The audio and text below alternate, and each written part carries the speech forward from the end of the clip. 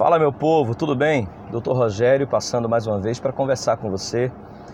Sempre que me vem uma ideia interessante ou que eu estou elucubrando sobre alguma coisa, eu penso em compartilhar com os meus alunos, psicanalistas, porque eu acredito que é assim que a gente cresce, é assim que a gente evolui, é na troca, é na partilha da vida.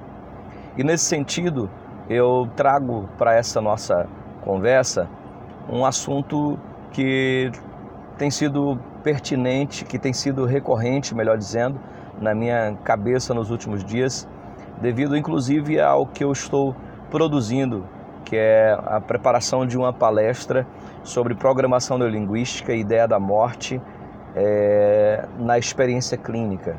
Eu vou realizar uma palestra daqui a alguns dias sobre programação neurolinguística e ideia da morte na experiência clínica. E por conta dessa reflexão, eu tenho tratado com algumas pessoas e pensado com algumas pessoas sobre a necessidade de discutirem, de pensarem e no processo clínico estimularem os seus pacientes à vivência da espiritualidade.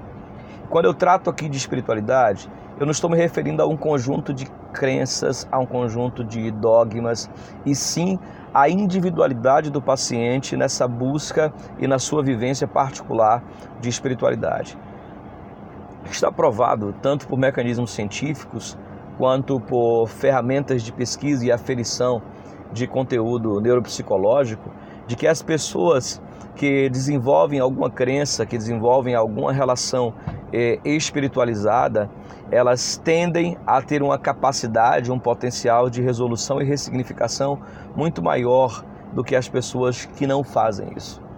E nesse sentido cabe ao terapeuta trabalhar com seu paciente essa via da holisticidade, ou seja, do todo, da sua integralidade, que envolve o seu conjunto de crenças e não apenas o seu conjunto de crenças socioemocionais, familiares, mas o seu conjunto de crenças espirituais mesmo, a sua relação com a sua divindade. E digo isso porque existem situações em que, por conta de perdas, por exemplo, de pessoas amadas, de entes queridos, as pessoas desenvolvem traumas, desenvolvem frustrações e até revolta com o seu conjunto particular de crença, com o seu Deus, com a sua divindade, o que pode produzir nesse indivíduo inconscientemente sentimento de culpa, de revolta e bloqueios emocionais que vão gerar dificuldades no trato com a vida. Cabe, portanto, ao terapeuta enxergar o paciente dentro também dessa via, na via da espiritualidade. Tentar entender qual é o seu conjunto de relações espiritualistas, qual é o seu conjunto de crenças e estimular esse paciente a aprofundar-se nesse universo, a aprofundar-se nessa sua experiência de busca, como diz Rollo May, de busca de si mesmo na perspectiva do outro, na perspectiva da espiritualidade, para que ele possa ter também como universo satisfeito ou como parte satisfeita da sua composição a questão da espiritualidade. Se trabalha muito o self, o ego e os seus particionamentos, mas muitas vezes, por conta desse sentimento de neutralidade necessária, a gente acaba deixando de incentivar o paciente à percepção dessa realidade, desse outro universo que nos transcende, dessa imanência necessária. E essa imanência do outro para nós e essa transcendência de nós para o outro na perspectiva de um universo macro, de um universo espiritual. Então, a minha fala nessa colocação, nesse vídeo, é tentar estimular você a não ignorar a espiritualidade do seu paciente e, em função da neutralidade, não deixar de tratar com o paciente sobre isso.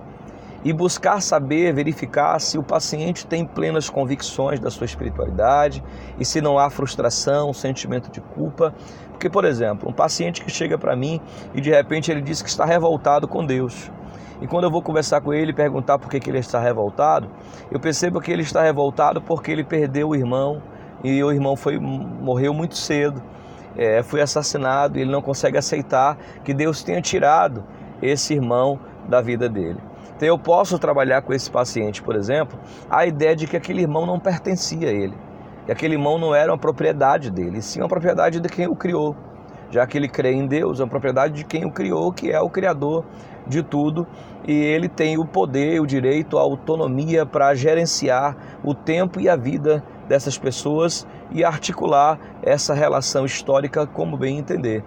E se mesmo assim se perceber que esse indivíduo ainda alimenta ódio, raiva e frustração, eu posso fazer uma programação neurolinguística com ele, ou uma hipnose incisiva, onde eu coloco diante dele lembranças da vivência dele com essa pessoa e projeto para essa relação a presença desse indivíduo que não está ali, mas emocionalmente está, para que haja ressignificação, que haja confronto. Inclusive eu mesmo posso representar essa pessoa me colocando num estado colocando o paciente num estado de indução e de sugestão de que eu sou naquele momento esse irmão, essa pessoa que ele perdeu, estabelecer aí uma conexão que traga significados e ressignificados. Ou seja, entender esse universo da espiritualidade e trabalhar com o seu paciente é algo que precisa ser visto. Não ignore a espiritualidade do seu paciente. É muito importante que ele creia, é importante que ele tenha fé, é muito importante que ele desenvolva a sua religiosidade, a sua espiritualidade, porque certamente isso o ajudará nos seus processos de recuperação, de ressignificação e de cura, pois a espiritualidade faz parte da ontologia humana, faz parte da nossa constituição. E esse é o olhar que precisa ser trabalhado no profissional. A perspectiva do todo, a perspectiva macro do indivíduo, para que haja um procedimento e um processo efetivo. Tá bom? Isso é só um toque, estamos juntos, um abraço. Tchau, tchau.